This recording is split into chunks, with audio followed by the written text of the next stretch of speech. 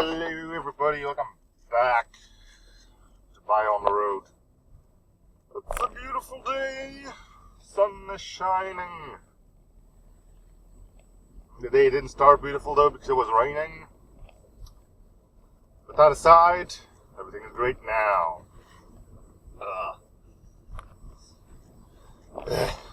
Well, nothing too spectacular in today's news. Wait, there was. We're now cancelling sporting events due to the chance of a terrorist attack. Now, there wasn't anything released, like there wasn't a statement or anything that a terrorist attack might happen. We're just too wimpy, so we're cancelling places that have big people, but it has a lot of people in it for safety reasons. So basically we're giving up. Yeah, the whole idea with the terrorist attack apparently is to cause a panic. And we're just giving in to that. This is what we're saying with a statement like that, isn't it? I mean, I don't know.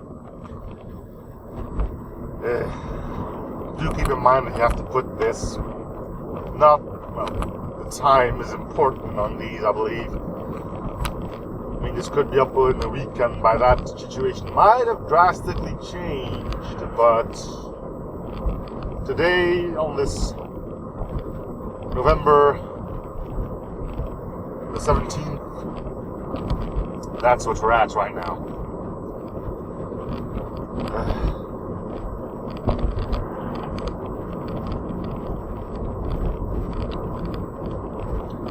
Sad day for that, huh? But personally, I'm not a fan of sporting events, so I could care less about that. Yeah, looks like I'm gonna have to go and get some gas as well today.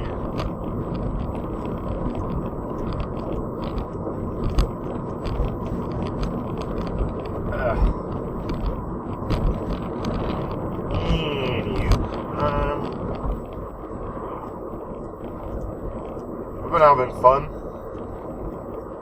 Suppose there might well be this to relieve tension.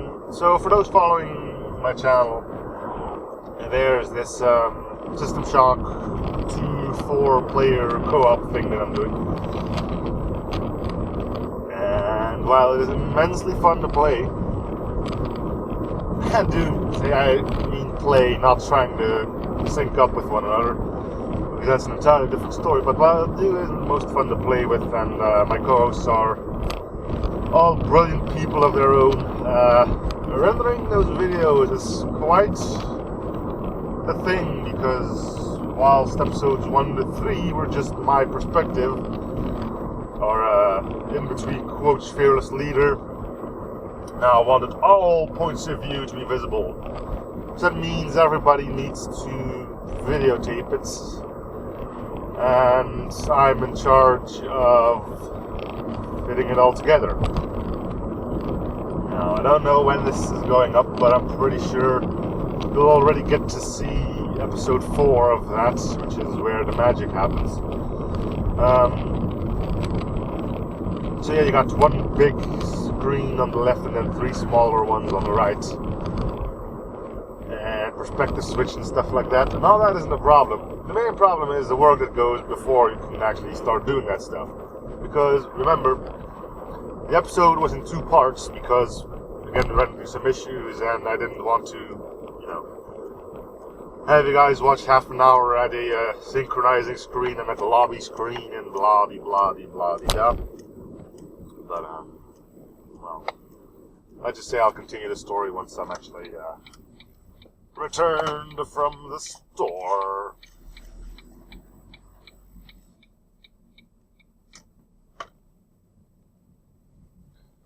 I'm hoping one of those isn't following this video, otherwise it's like, yeah, my face is a bit red.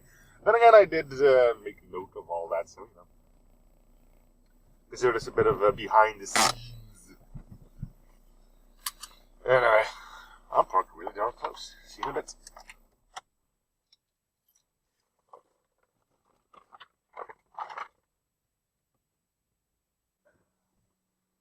Hello everybody, welcome back to Buy on the Road. No, it isn't winter.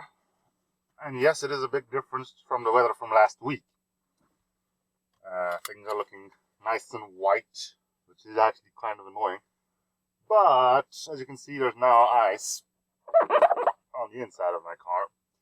As I said, there would be.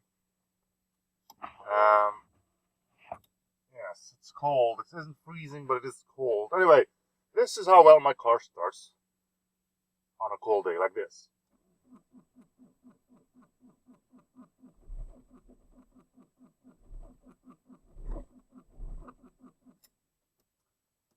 Almost there, dudes. Almost there.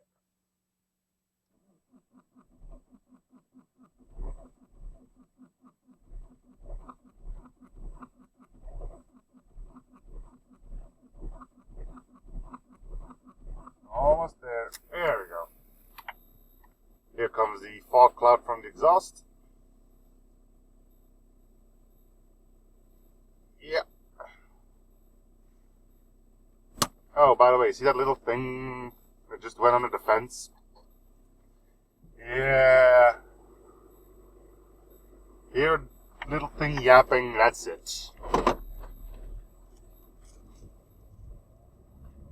Anyway, you just say it is cold. Everything is looking nice and white where the sun hasn't shined yet.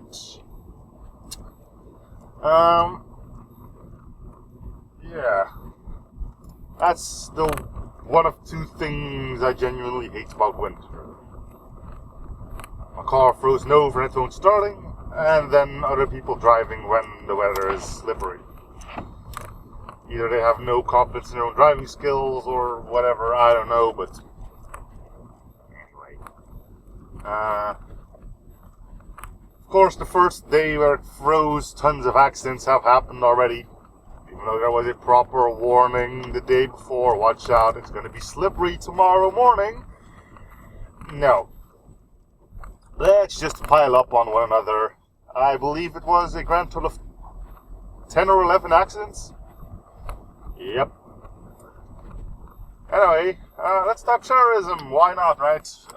Here's the reason. Well, apparently our government is shitting bricks as well.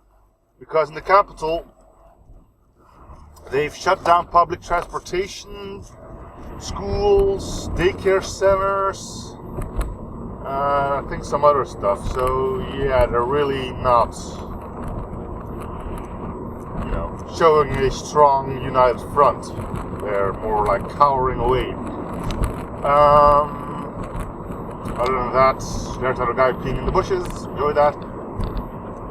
What else?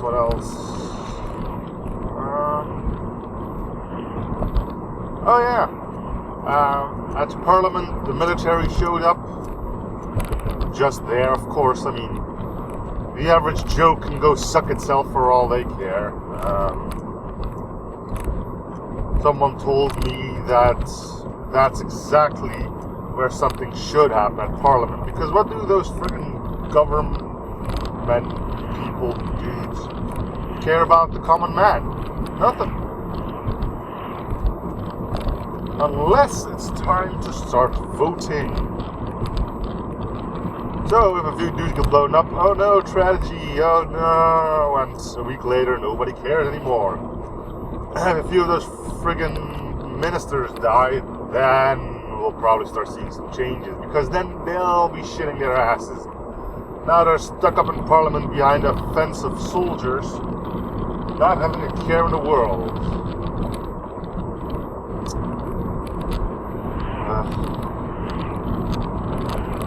Such is life, right?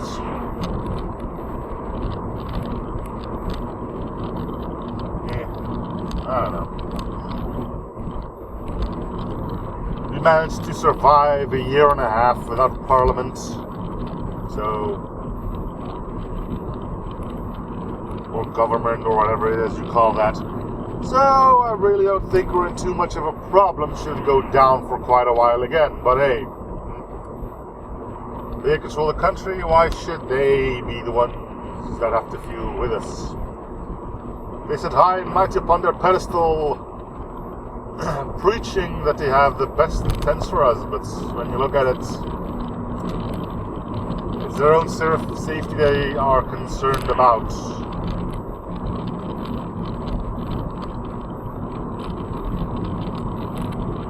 We've posted militaries where? Well, the places we go.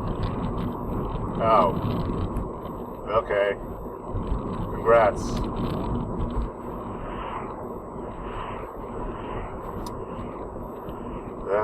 I don't know. They now have people who start calling in bombs when there are no bombs. I mean, we can't say who